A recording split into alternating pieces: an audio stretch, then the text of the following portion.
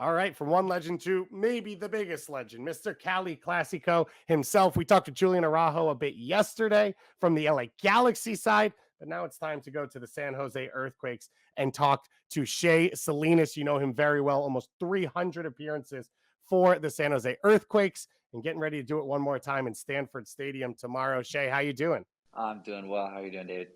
I am doing great. I am excited for this one. No other MLS games this weekend, so we can all focus on this one.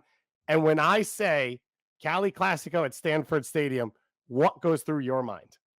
Oh man, a lot of good memories, and just an electric atmosphere. It's probably the best atmosphere I've ever played in front of. So it's an easy one to get up for. So you say it's easy to get up for. You've done it as well as almost anyone in your time playing in this rivalry. What makes it special? What makes it different? Well, when you play LA, they're kind of like they do things differently than we do, so it's kind of an opposite type of team. But we want to compete. We want to show that we can play with them. And so the rivalry is big. But then you put it in Stanford Stadium where you have 50,000 people. A lot of new fans are there watching. A lot of families. A lot of energy for the fireworks afterward. And so it just becomes this like massive game that I mean, when you're warming up, the stadium's already almost full. So it's just there's a build up for it all week, and then when you get there, it matches the hype. Let's talk memories. What are your favorite memories of this rivalry? What do you go to first when I bring up Cali Classico? Well, the first big one was I think in 2012 where we're down 2-1 and Mm-hmm. down a man as well, and Marvin Chavez does the double step over, defender falls down, crosses it over to me. I lay it back to Sam, and everyone's thinking, Sam Cronin, shoot the ball. And Alan Gordon dunks it. And that one, and then the stadium goes wild. And that was for the game winner. 2 minutes before that, in the 91st minute, I had scored the tying goal, which no one Yep. remembers anymore or cares about. But that game winner was just amazing. And, 50,000 people explode, and it was just so loud and so fun.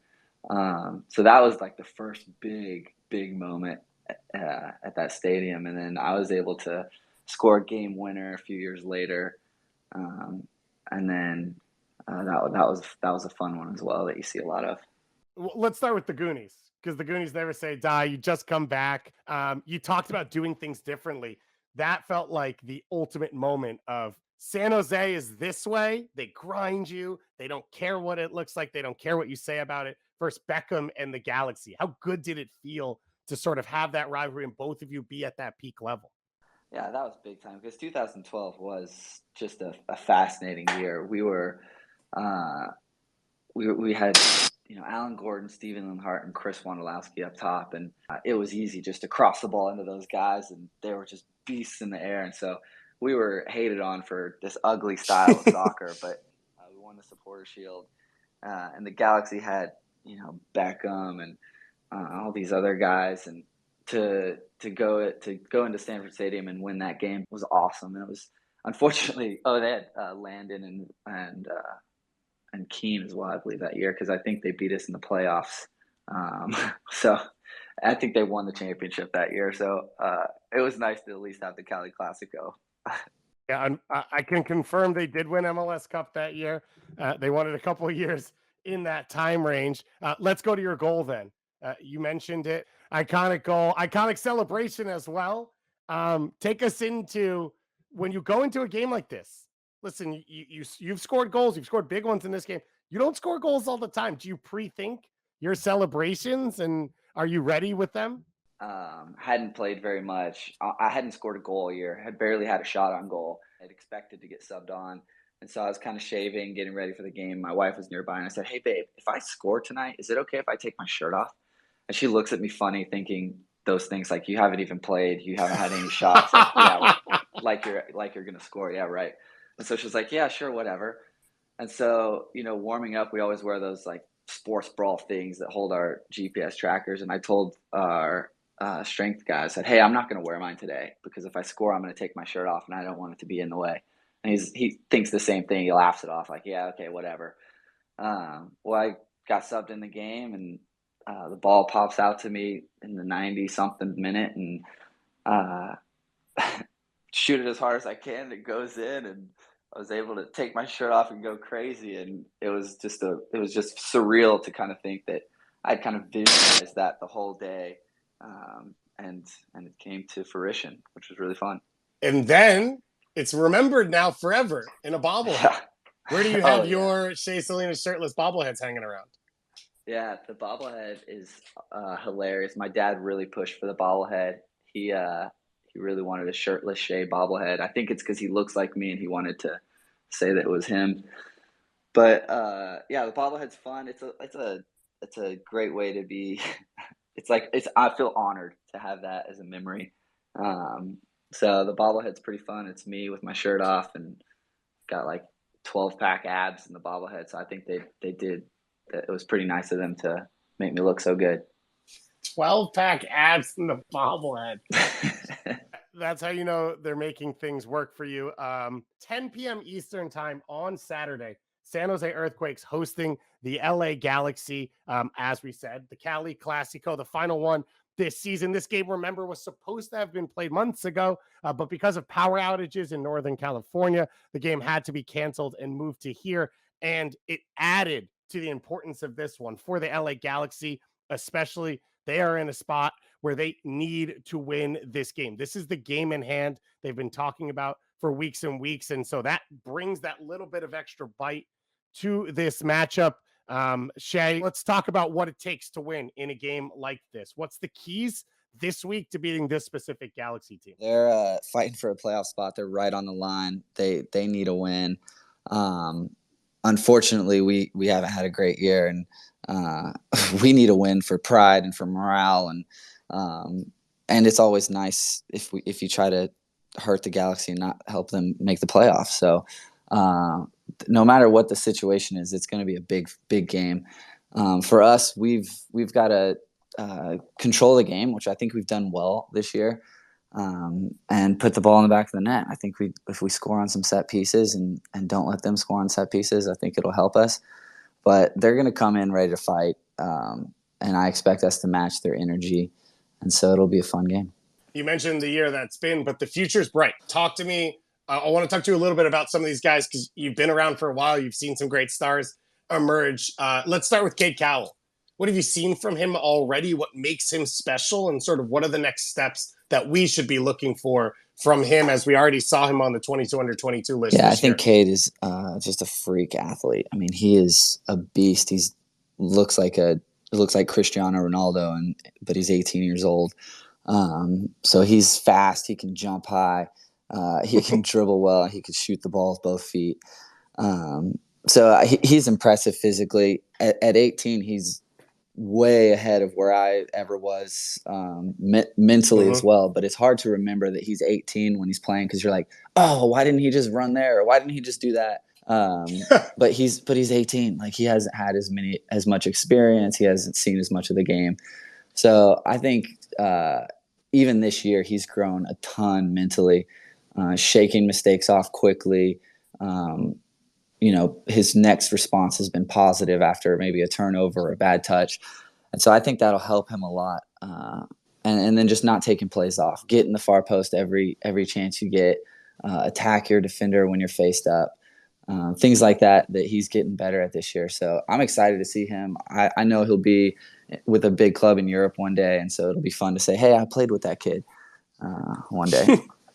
Some other exciting young players. I've seen Cruz Medina a few times at the academy ranks. He's starting to push in. What have you seen from him? And can he sort of be the next Cade Cowell, as you said, if Cade does end up moving on? Well, I think Cruz is very different as far as his attributes go. He's got an amazing vision. His first touch is incredible. He could turn in tight spaces. He reminds me a lot of maybe a Jackson or even Nico, who's a young player. But he's fun to watch. I think he's going to be exciting on the ball and a playmaker type of ability. And so when we get him more into our practice sessions, it'll be fun. And Jabo, he's putting up special numbers for a domestic number 9. We haven't seen that. You've obviously seen Wando make his jump in his career and become that great goal scorer. What have you seen from Jabo so far this year? Jabo's just really impressive. His ability to find a shot, even in games where he hasn't touched the ball very much, a lot like Wando used to do. He'll find a shot and get his goal, which is impressive. And I think he's a good communicator. He'll talk to guys about where he wants the ball, where he's most dangerous. And also he works really hard for the team defensively. He's usually the only guy pressing the two center backs for us. He's running back and forth the whole game. So he puts in a lot of distance, which is impressive. So we've talked a little bit about San Jose Earthquakes versus the Galaxy, but it's bigger than just soccer. It's regional, right? It's NorCal versus SoCal. You're not a native. So how long did it take you to sort of understand what this was, and have you fully internalized it now as a NorCal guy? Yeah, it did take a long time. Honestly, I'm like, what? This is all California. I'm from Texas originally, so I was not a big California guy growing up to begin with. But once you get out here, you realize there's a different culture. There's like the southern SoCal like beach culture, and there's the NorCal like tech culture. There's different weather. There's like fog up here, and there's just hot and nice sun down there all the time. We get a lot of sun, but sometimes it gets foggy. So yeah, it's a different culture, which is just funny because being from Texas, like you all wear hoodies and live in the sun anyway, so it doesn't really matter. But yeah, people get into this. There's a whole like clothing brands that are completely different in both areas and regions. So our fans don't like their fans. Their fans really don't like me, which is a lot of fun. Anytime I like get on Twitter around this time of the year, around the Cali Clasico game, there's a lot of like F Shea Salinas posts, which I love. I'm like, oh, that's great. I must be doing something right. So it's a fun game. It's fun. It's fun to have that matchup. Hopefully the fans know that it's just a game and it's not that serious and there's not any really big conflicts. Well, we thank you for taking the risk and coming back on Twitter for us on this show here today. As you said, there's that rivalry, and because you've scored 4 goals and 7 assists all time in this rivalry, that's why that's is amazing. F. Shea Salinas. What about these games brings the best out? Wow, that's a good stat. I didn't know those stats. If we played the Galaxy every game, I'd have a much better career. Oh, wish we could have done that. I don't know. I think it's a hype. I like playing in big games. I like visualizing big games. It's what you grow up thinking about, playing in games like this. So, you get pumped up, you get adrenaline, and you just go out there and play your hardest. And thank God it's worked out for me so far. So your career, it was great. Anyway, besides you saying that, Cali Clasico, it's the 3rd to last game of the season. Is this your last Cali Clasico? I'm undecided right now. I haven't made a decision 100%. Honestly, it depends on what day you ask me. I lean certain directions. Okay. Like one day after a hard training session when I'm achy, I'm like, oh man, I'm done. Or after a training session where I play really well, I'm like, I could play 4 more years. So I think it'll come down to the end of the year and talking to Chris Leach and our new coach Lucci to see what value they could see me bringing as a player, and if that's not very much value, then maybe it's time for me to be done. To just keep your competitive juices flowing, Wando retired at 38. You're 36, so if you want to beat him, you got to come back. I've not beaten Wando at many things in life, so I don't know if I could do this one. Well, Goonies never say die, that's so right. We've got belief in you on this one. Shea Salinas, thank you so much for joining us, Mr. Cali Clasico himself. Of course, 10 p.m. Eastern time this Saturday at Stanford Stadium. At least one more time. We are expecting to be a sellout, so it's going to be a spectacle. It's going to be the only game of the weekend. We're all going to be locked in and laser focused, as I believe you will be. Yep. Shea, thank you so much for taking the time today and joining us. Thanks for having me. Hopefully you'll see a Quakes guy with his shirt off at the end of the game.